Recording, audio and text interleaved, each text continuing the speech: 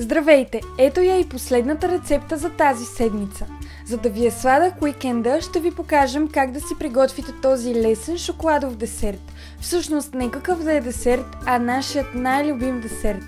Нужните ни продукти за него са 2 чайни чаши брашно, 7 супени лъжици какао, 1 чайна чаша захар, 4 пакета ванилия, 1 пакет бакпулвер, 1 чайна чаша вода, 1 чайна чаша майонеза и за глазурата ще са ни нужни 1 шоколад и масло. Започваме като изсипем брашното, какаото, захарта, ванилията и бакпулвера в купа.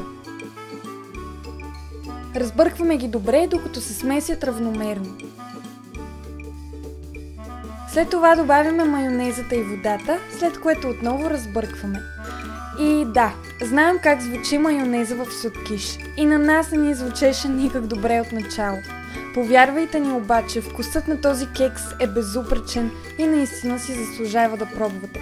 Пък и иначе нямаше да ви я показваме. След като сместа е станала равномерна, я оставяме да постои 5 минути. След това я изсипваме в тавичка и я пъхаме в предварително загрятата на 180 градуса фурна за около 25-30 минути.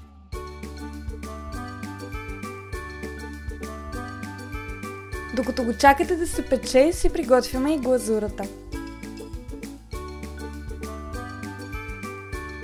В малко тиганче или малка тенджерка на водна баня разтапяме маслото и млечния шоколад.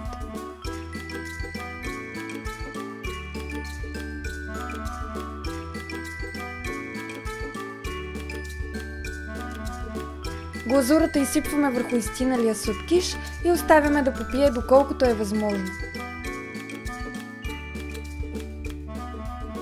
След това сме готови. Ако не сте объркали нещо, този сладкиш просто ще се топи в устата ви, точно като шоколадово облаче.